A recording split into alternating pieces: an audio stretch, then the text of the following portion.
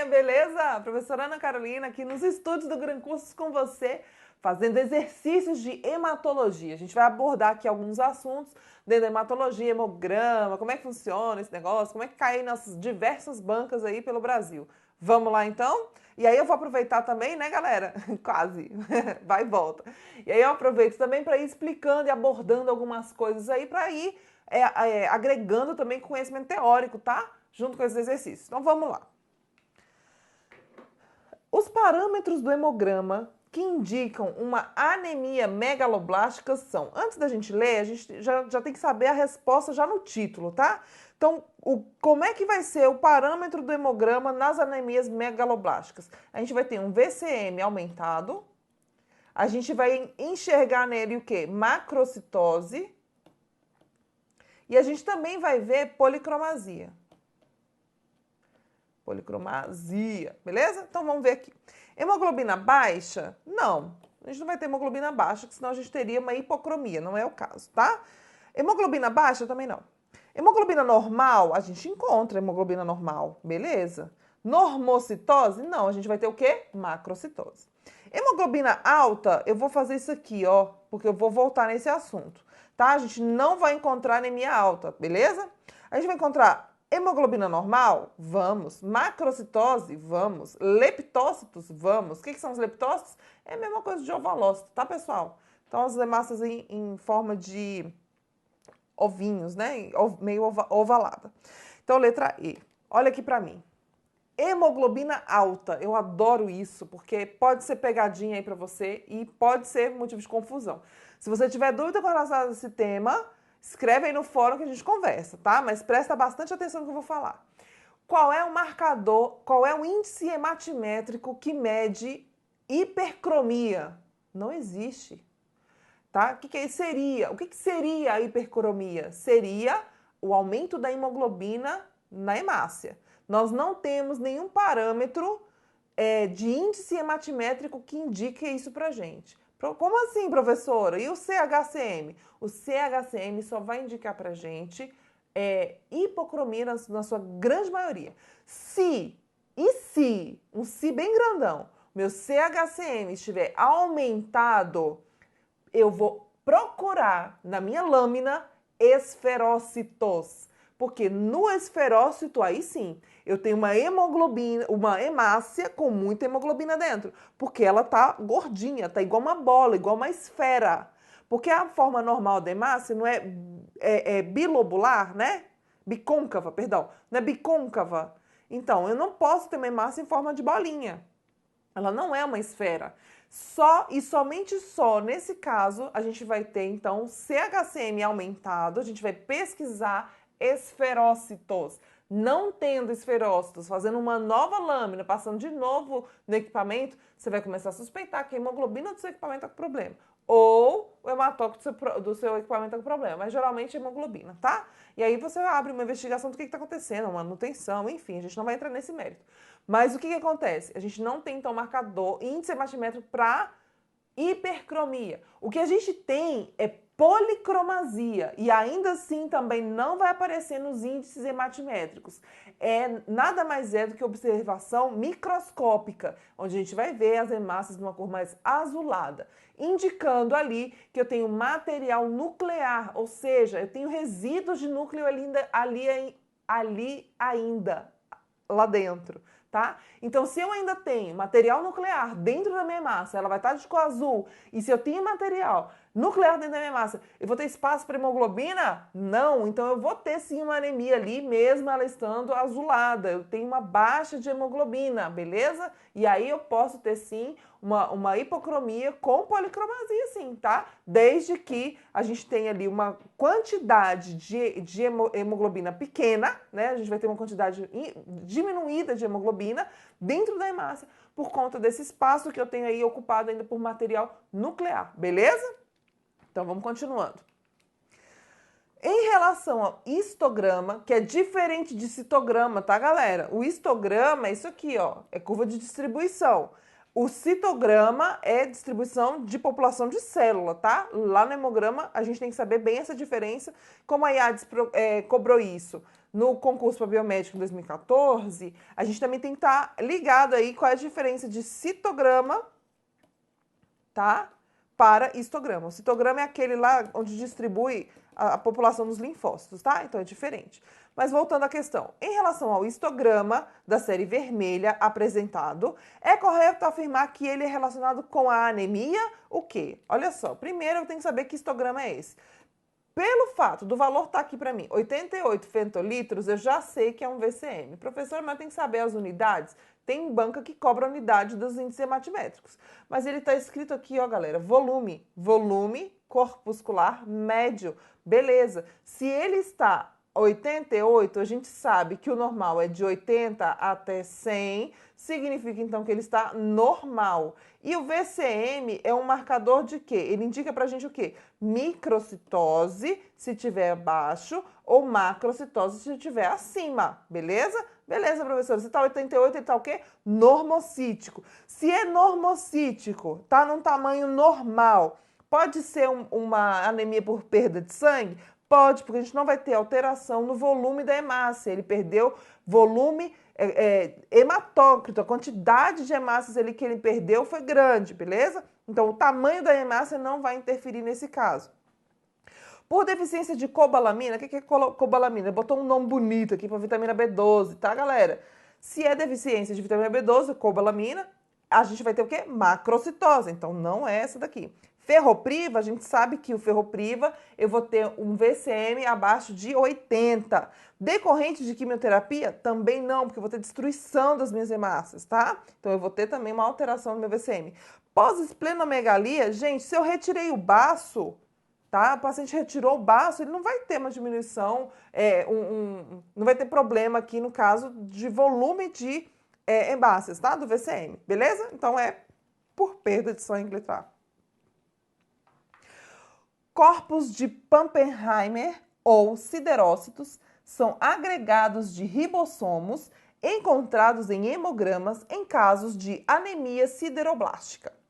Assinale, pessoal, sideroblástica e anemia macrocítica, megaloblástica é a mesma coisa, tá? Megaloblástica. É idem. É uma coisa igual a outra, beleza? Assinale a alternativa que aponta qual coloração é necessária para a visualização desse achado, tá? Para achar esses sinais de ribossomos, gente, a gente vai usar azul da Prússia ou azul cresil brilhante. Belezura? Belezura. Porque ele vai colorar, vai corar, tá? Justamente esses agregados ribossomais, beleza? Vamos lá. Uma mulher de 23 anos chega ao laboratório para a realização de alguns exames. Ela informa durante a coleta que é portadora de anemia falciforme. Então, a gente já sabe que tem que encontrar o quê? Drepanócitos. Na pergunta, a gente já tem que saber a resposta, tá? Drepanócitos ou, que outro nome que ele pode dar? Falciforme, pode ser hemácias em foice.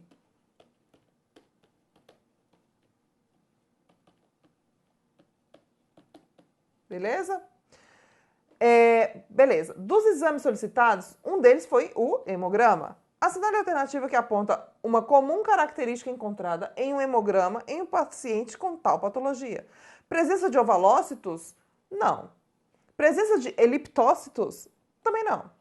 Presença de célula em alvo? Não. Drepanócitos? Sim. Bastonete de Auer? Não. Nossa, bastonete de Auer, ele viajou na maionese, mas vamos lá. Foi admitida no pronto-socorro de um hospital uma mulher de 80 anos com histórias de parestesias em membros inferiores, piora cognitiva progressiva e queda de estágio geral. Então, ela já está começando a ficar mais letárgica, né? Está ficando mais lenta, mais, como é que se fala? Debilitada mesmo, né? Na admissão, apresentava-se em regular estado geral, descorada. Aí você já pensa em quê? Anemia. descorada, hiporresponsiva e confusa. Ou seja, ela estava bem debilitada, né? Nos exames laboratoriais, a hemoglobina estava de 8, VCM de 110. Aqui, gente, eu tenho uma anemia já, tá? Eu tenho uma anemia por baixa da hemoglobina. A minha hemoglobina está baixa, o meu VCM está 110, eu sei que o máximo é até 100, então eu tenho o quê? Uma macrocitose, certo? Vitamina B12 diminuída, ó, já falou que psi. 182 picogramas e TSH normal. Dado o diagnóstico principal de anemia perniciosa, que a gente sabe que a anemia perniciosa veio de onde, gente? Lá do problema da absorção da minha vitamina B12. Iniciou-se, então, as doses de vitamina B12. Qual é a definição de anemia perniciosa? Letra A. Células vermelhas do sangue assumem o formato de foice. Ficou doido.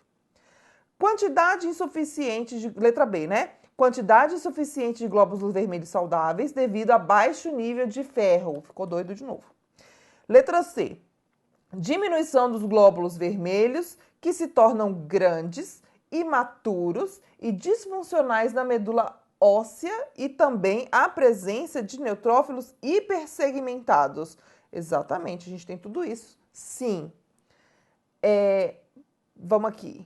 Só que ela não é caracterizada por neutrófilos hipersegmentados, tá? Pode acontecer no caso dela, que é uma paciente de 80 anos, é muito comum a gente encontrar hipersegmentados no sangue, tá? Então, toma cuidado com essa questão que foi pegadinha. Diminuição dos glóbulos vermelhos? Não.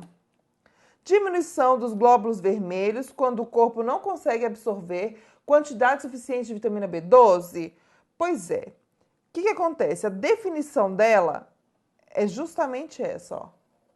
A gente não consegue produzir glóbulos vermelhos suficientes, já que eu não consigo absorver quantidade suficiente de vitamina B12, letra E. Cuidado com essa questão aqui, tá, galera? Ele não é definitivo de anemia perniciosa, então ele colocou aqui essa pegadinha. Outra coisa, não existe disfunção na medula. Na verdade, não chega a vitamina B12 lá na medula para fazer a produção de hemácias, tá? Então, toma cuidado aí com essa questão, esse tipo de questão, né? Vamos lá. As anemias podem ser classificadas pelo volume dos eritrócitos em microcíticas, quando elas estão abaixo de 80, macrocíticas, quando elas estão acima de 100, ou normocíticas, quando elas estão entre 80 e 100. De quê? De VCM. O volume corpuscular médio expressa a média do volume de cada eritrócito e é calculado através dos valores do hematócrito e da contagem de hemácias, expressando um valor numérico. Marque a alternativa correta quanto à unidade ao volume corpuscular médio. Viu que tem banca que cobra isso, gente? Unidade? Mas olha só, para VCM é fentolitro, beleza? Isso aí não tem jeito, tem que saber. Policitemia vera. Policitemia vera, a gente já sabe aqui que existe um aumento da quantidade aqui de células, tá? É uma afecção mieloproliferativa. Mielo, que é da série mieloide, proliferativa, ou seja, eu aumento a quantidade de células da série mieloide, beleza? Quem é a série mieloide, galera? Hemácias, neutrófilos, monócitos e plaquetas. Então, eu vou ter aumento de toda essa série aqui, tá? Assinale a alternativa que é a ponto importante achado laboratorial. Predomínio de linfoblastos. Gente, linfoblastos é da série mielocítica? Não. Predomínio de percussores eritroides, até aí tudo bem. Com aumento absoluto na massa eritrocitária? Beleza, até aí tudo bem. Vamos ver as outras. Predomínio de mieloblastos com aumento absoluto na massa leucocitária? Não. A gente está falando da policitemia vera, a gente vai estar focado mais nas hemácias, tá? Um aumento muito grande das hemácias. Predomínio de mieloblastos com presença acentuada de anemia? Não. Predomínio de monoblastos? Não. Com redução da massa eritrocitária? Não. É o predomínio de precursores eritróides com aumento absoluto na massa eritrocitária, beleza? Sobre o exame de reticulócitos, é correto afirmar que, letra A, é solicitado quando se quer determinar se a produção de glóbulos vermelhos pela medula óssea não está ocorrendo em excesso E para esclarecer o mecanismo de diferentes tipos de doenças alérgicas. Gente, o que é isso? A OCP bateu a cabeça. Letra B. A contagem de reticulócitos é usada para determinar se a medula óssea está respondendo de modo adequado às necessidades do corpo na produção de hemácias e para esclarecer o mecanismo de diferentes tipos de anemia. Beleza, letra B. Vamos continuar com o resto, né? É solicitado quando o médico quer identificar algum tipo de inflamação no paciente, ficou doido, como tendões, ficou doido mais ainda. Letra D. A contagem de reticulose é indicada quando o paciente faz uso de anticoagulante oral. Ai, meu Deus, está confundindo com TAP, TTPA, pelo amor de Deus. Letra E. É solicitado quando o médico quer identificar algum tipo de infecção. Não, tá doido. Essa ficou fácil, letra B, beleza? Próximo. VHS. Velocidade de hemossedimentação é um exame muito solicitado por médicos para determinar se o paciente... Gente, falou em VHS, já tem que pensar em processo inflamatório, tá? Processo inflamatório, não é infecção, é inflamação, beleza? Vamos lá. Letra A. Se o paciente está com alguma infecção na corrente sanguínea, sendo de alta especificidade e... Não, olha, no dia que o... Vem aqui comigo. No dia que o VHS tiver alta especificidade ou alta... principalmente alta especificidade, ele não tem. Ele pode ter alta sensibilidade, mas especificidade passou longe, tá? Então, Negarovski. VHS é extremamente inespecífico, porque ele pode dar alterado para qualquer processo inflamatório, beleza? Então vamos lá. Apresenta início de infarto? Não. Está com de metástase? Gente, olha, não tem como não passar, né, gente? Vamos lá. Letra D. Está com alguma bactéria em sua corrente sanguínea? Gente, pelo amor de Deus. Pode até dar alterado, né? Mas a intenção do VHS não é essa. Se está com alguma inflamação ou doença inflamatória, porém é um exame de alta sensibilidade e baixa especificidade. Perfeito, é isso aí, galera. Ou seja, se eu espirrei, meu VHS vai dar aumentado, beleza? Alta sensibilidade e zero de especificidade, beleza? Vamos lá, continuando. Falar um pouquinho agora de coagulação. O tempo de atividade de protombina, TAP, é um exame indicado no controle de pacientes que fazem uso contínuo de anticoagulantes orais, pois essas drogas atuam sobre... Gente, olha só, vamos fazer o seguinte. Antes de falar sobre TAP, eu vou colocar aqui para vocês um esqueminha, que esse esqueminha vocês vão ter que copiar várias vezes para poder entender. Vamos lá. Eu tenho que separar, por questões didáticas, a via extrínseca da via intrínseca.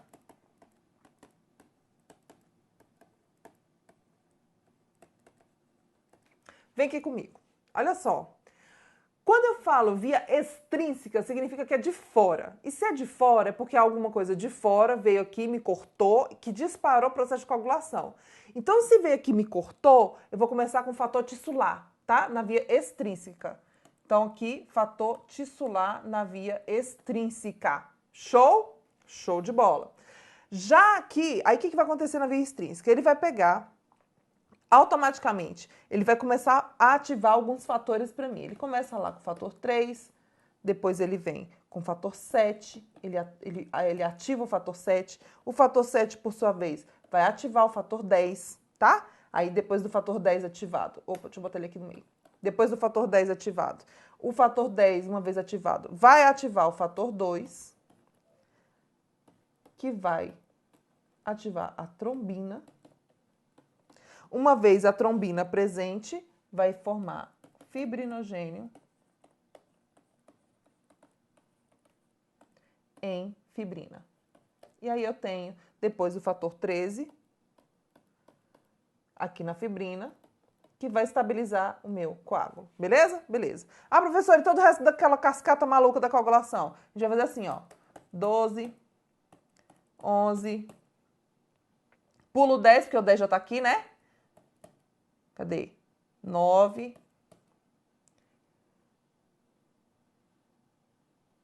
Fator 8. Fator 10, 2, trombina, fibrinogênio e fibrina, beleza? Lembrando que von Willebrand tá aqui acoplado ao fator 8. Galera, olha só. Vem aqui comigo. Então, eu já sei que na via intrínseca eu vou ter monitoramento fator 7. Olha aqui, fator 7. Beleza? Deixa eu mudar de cor. Que agora vou precisar mudar de cor da minha canetinha. Tá? Então, olha aqui, ó. Se eu tô trabalhando com a via extrínseca, se é de fora, eu tenho o fator tissular. O fator tissular vai ativar o fator 7, beleza? Se eu tenho o fator 7 ativado, o único que eu vou monitorar, nesse caso, é o TAP. Show de bola? Ah, professora, e o resto? A gente vai monitorar fator 12, 11, 9, 8, com o TTPA, que é o tempo de tromboplastina parcial ativado, que refere-se à via intrínseca, que é tudo que acontece lá dentro. Aí eu tenho a via comum, que é a partir do fator 10, aí depois eu tenho o fator 5 aqui também, perdão, tá, gente? Tem aqui fator 5 também, fator 2, trombina, fibrinogênio e fibrina. Acabou aqui a história da novela da cascata da coagulação, beleza? Beleza. Então eu sei que o TAP, fator 7, via extrínseca. TTPA, todos os outros fatores, com exceção do 7, via intrínseca. Então, vamos voltar aqui no slide para responder a pergunta. O tempo de atividade de protrombina vai indicar o controle de pacientes que fazem uso de anticoagulante. Beleza. Se é o TAP, peraí. Se é o TAP, eu já sei que é via extrínseca.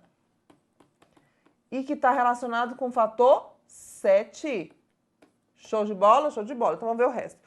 Os fatores da coagulação pertencentes ao sistema intrínseco, errado. Os fatores da coagulação pertencentes ao extrínseco e intrínseco, não.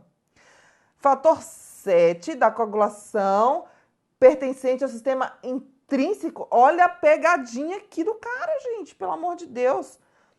Olha a confusão que ele fez aqui, ó. Isso aqui é para te pegar mesmo pelo cabelo. Fatores 9 e 10 da coagulação, não. A gente está falando do fator 7. 9 e 10 está do outro lado. Os fatores da coagulação pertencentes ao sistema extrínseco da coagulação precisando ser assim monitorados. Beleza, show de bola. Pode ser até inclusive fator 3. Beleza? Você viu a pegadinha aqui, fator 7 do intrínseco. Mas o fator 7 do intrínseco, foda, né? Difícil, né? Vamos lá. Agora vamos falar do TTPA. Se ele falou do TTPA, a gente vai ter aqui intrínseco, via intrínseca. Todos os fatores, tá, galera? 12, 11, 9, 8. Beleza? Vamos lá. O reagente utilizado nesse exame contém, olha só, agora ele falou do reagente, tá? O que acontece? É tempo de tromboplastina parcial ativado. Por que é parcial? Porque ele precisa de alguma coisa para poder ativar a tromboplastina. O que eu vou usar para ativar a tromboplastina? O cálcio, tá? Então, ele tem cloreto de cálcio na sua constituição, na sua formação, tá? E aí, ele vai usar também tromboplastina. Então, a única questão que tem é essa daqui, tromboplastina tissular e cálcio. Todo o restante está errado. Mas olha só, galerinha, só lembrando para vocês que, viu o nominho aqui, ó, já lembra lá do que a professora falou para você, que é via intrínseca, todos os fatores, beleza? Com exceção do 7. Então, vamos lá. A faixa de tempo de trombina é o seguinte, pessoal, vamos voltar naquele slide que eu desenhei para vocês. A trombina, ela tem um papel fundamental, não só aqui, tá? Ela vai ter um fator fundamental para ajudar a ativar aqui o fator 7, ela vai ajudar aqui no fator 10, ela vai ajudar aqui no fator 8, perdão, no fator 12, tá? Ela que vai ajudar a ativar o fator 12, e sem ela, a gente não transforma fibrinogênio em fibrina, beleza? E aí, a pergunta está perguntando o seguinte, foi terrível, né? A questão está perguntando o seguinte, qual é o tempo normal do tempo de trombina? Gente, o tempo de trombina tem que ser rápido, então, mas não tão rápido. Então, ele vai ser entre 10 e 15 segundos a normalidade, tá? Todo o restante está errado. Imagina se levar de 1 a 5 minutos para ativar, para a trombina ser ativada. Não dá, né, gente? Tem que ser bem rapidinho, então, entre 10 e 15 segundos. O hemograma é composto de vários parâmetros, dentre eles há os índices hematimétricos. Quais são, galera? VCM, HCM, CHCM e se a gente estiver falando de automação, RDW. São esses os índices hematimétricos. Letra A. Os índices que avaliam indiretamente os eritrócitos quanto ao volume e ao conteúdo da hemoglobina. Certo. Índices que avaliam as características das plaquetas. Errado. Índices que avaliam apenas o RDW. Errado. E a série branca do sangue. Errado. Índices que avaliam indiretamente os leucócitos. Errado. Índices que avaliam a série branca e vermelha. Errado. Índices que avaliam indiretamente os eritrócitos quanto ao volume e conteúdo da hemoglobina. Perfeito. Próxima. Os parâmetros do hemograma que indicam uma anemia megaloblástica são, de novo, gente, só mudou aqui de perniciosa para megaloblástica. Eu tenho, então, hemoglobina, cadê? Normal, macrocitose e leptócitos. Vamos para o próximo. Um rapaz de 28 anos foi hospitalizado devido a uma série de sintomas, como perda de peso, vômitos, fraqueza muscular, irritabilidade e palidez. Ele informou que trabalhava em uma fábrica de tubos de ferro como soldador e utilizava chumbo, a gente já pensa o quê? Intoxicação por chumbo, nas soldagens. Suspeitando de intoxicação por chumbo, ó, ele já falou, né? O médico solicitou, dentre os exames, um hemograma. Qual das alternativas a seguir demonstra uma importante característica em um hemograma em um paciente com esse quadro? Letra A.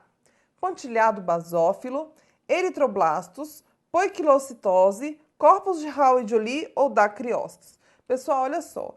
A intoxicação por chumbo vai gerar aí, ó, pontilhados basófilos. O que são esses pontilhados basófilos? Nada mais é do que resíduos de núcleo aqui, ó, dentro das células. São depósitos, né? São depósitos aqui, ó, do chumbo mesmo. Então, a gente vai enxergar esses pontinhas, né, roxinhas dentro da hemácia. Eritroblasto é uma célula mais jovem. Poiquilocitose são diferentes formas de hemácias. Corpos de Howe-Joly não tem característica nenhuma nesse caso aqui também. E nem os dacriócitos são as hemácias em formas de lágrima, beleza? Próxima. Assinale a alternativa correta. A contagem e caracterização dos leucócitos são parâmetros do hemograma muito úteis nas infecções.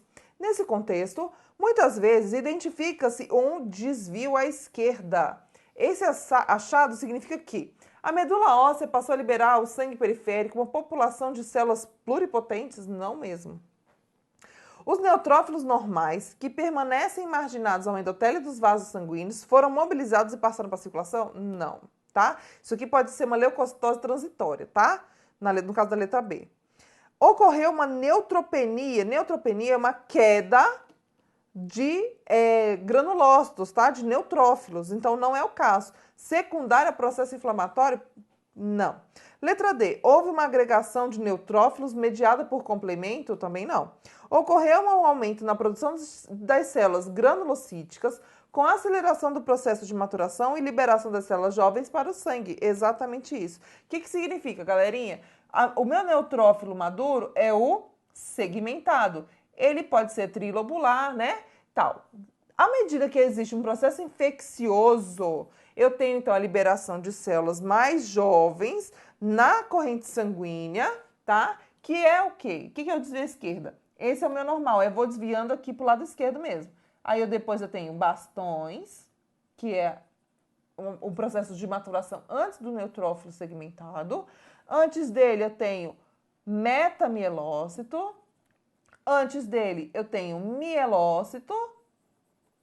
Antes dele eu tenho um promielócito. Beleza? Então eu tenho desvio à esquerda porque eu vou ter um aumento aí, então, da contagem de bastões, de metamielócitos e mielócitos. Beleza? É isso aí, galera.